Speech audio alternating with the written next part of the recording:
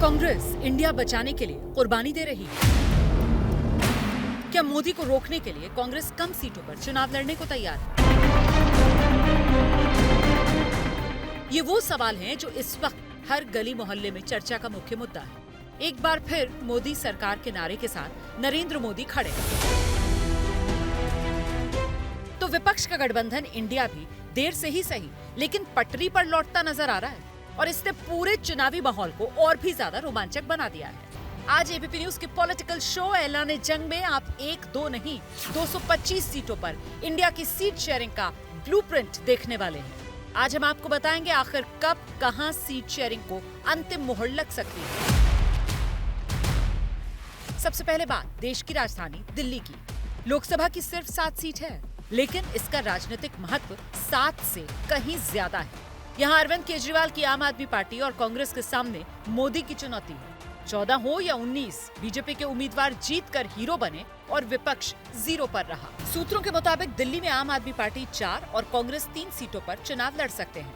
Formula के तहत आम Aadmi Party Nai Delhi, north west Delhi, west Delhi और साउथ दिल्ली से चुनाव लड़ सकती है, जबकि कांग्रेस के खाते में east Delhi, north east Delhi और चांदनी चौक की सीट आ सकती है। कांग्रेस और आपको उम्मीद है कि ये विपक्ष का एक ऐसा गठजोड़ होगा जिसके सामने बीजेपी की एक नहीं चलेगी, लेकिन ये इतना आसान नहीं।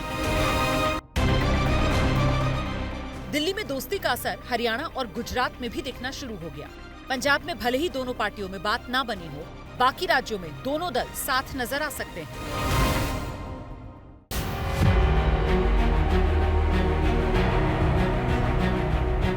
देश की राजधानी के बाद बात उस राज्य की जिसको जीतकर दिल्ली सल्तनत में एंट्री मिलती है, बात उत्तर प्रदेश की।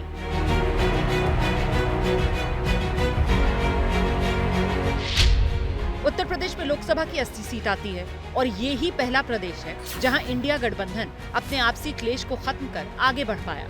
कांग्रेस ने ज्यादा सीटों का हट छोड़ा और समझौता सबके सामने है। फॉर्मूले के तहत यूपी में कांग्रेस 17 सीटों पर चुनाव लड़ेगी, जबकि 63 सीटों पर समाजवादी पार्टी और गठबंधन के बाकी साथियों के उम्मीदवार उतरेंगे। सीट शेयरिंग के बाद कांग्रेस और एसपी के राज्य स्तर के नेताओं की मुस्कुराती तस्वीरें आपने देख ही ली। अब दोनों ही पार्टियों को इंतजार है राहुल गांधी और अखिलेश यादव के एक साथ आने का, जिसकी तैयारी शुरू हो गई है। खबर है 25 फरवरी को यूपी के आगरा में राहुल गांधी की यात्रा में अखिलेश यादव शामिल हो सकते हैं। राहुल गांधी की न्याय यात्रा में क्या सपा शामिल होगी, क्योंकि आपका गठबंधन हो चुका है? आने वाले समय में क्या कार्यक्रम होगा उसकी जानकारी आपको मिल जाएगी। यह निर्णय लिया गया है कि भारतीय राष्ट्रीय कांग्रेस उत्तर प्रदेश में 17 सीटों पर चुनाव लड़ेगी। जो बची हुई 63 सीटें इन पर इंडिया गठबंधन के जो भी उम्मीदवार समाजवादी पार्टी के अन्य दलों के भी एकजुट होकर मजबूती के साथ भारतीय जनता पार्टी को अच्छी टक्कर देकर उनकी शिकस्त करेंगे। पहले भी यूपी के लड़के स्लोगन के साथ 2017 का विधानसभा चुनाव लड़ चुके हैं राहुल और अखिलेश। नतीजा बदलने का दोनों को अब भरोसा है, लेकिन सामने चैलेंज मोदी की भगवा सेना का है जो 80 में 80 का लक्ष्य लेकर घर घर जा रही है। चुनावी नतीजे जो भी हों, इस गठबंधन के बाद नाराज भी अखिलेश के साथ खड़े नजर आने लगे हैं।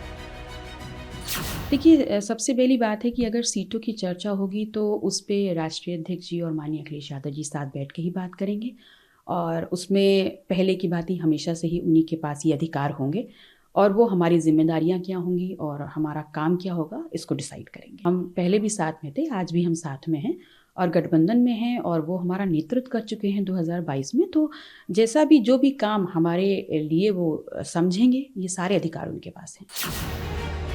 यूपी में स्थितियां सुधर रही हैं तो नंबर के लिहाज से दूसरे सबसे बड़े राज्य महाराष्ट्र में भी इंडिया एकता के रास्ते पर दिख रहा है। उद्धव की सेना हो या कांग्रेस, सब एक सुर में कहने लगे हैं महाराष्ट्र में सीट शेयरिंग का फॉर्मूला तय हो गया है। 48 सीटें हैं, जहां जिसकी ताकत है, जहां जीत सकता है वहां उनको सीट मिलेगी, यही हमारा फॉर्मूला है। और 27 तारीख को दोपहर के बाद हम 4 ही प्रमुख नेता एक साथ बैठकर अंतिम निर्णय ले लेंगे। महाराष्ट्र में महाविकास आघाड़ी की चर्चाएं सीट शेयरिंग की लगभग अंतिम चरण में है, लगभग तय है।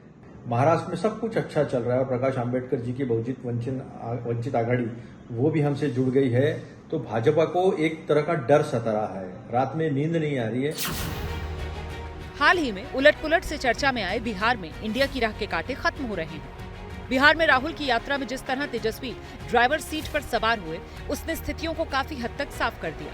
लालू और गांधी परिवार के मधुर रिश्ते भी बिहार में इंडिया के लिए चीजें आसान कर रहे हैं। दक्षिण के बड़े राज्य तमिलनाडु से इंडिया को काफी उम्मीद है। तमिलनाडु में कांग्रेस और डीएमके एक साथ हैं और इस राज्य में कमजोर विपक्ष की वजह से इंडिया काफी मजबूत है। तमिलनाडु में लोकसभा की 39 सीटें, जिसमें से 2019 में मोदी लहर के बावजूद कांग्रेस और डीएमके का अलायंस 38 सीट जीतने में कामयाब हुआ था। अब इस बार कांग्रेस और डीएमके दोनों के लिए ही उस परफॉर्मेंस को रिपीट करना एक बहुत बड़ा चैलेंज होगा। खबर है कि अगले हफ्ते तक तमिलनाडु में कौन कहां किस सीट से लड़ेगा, इसका खुलासा हो जाएगा।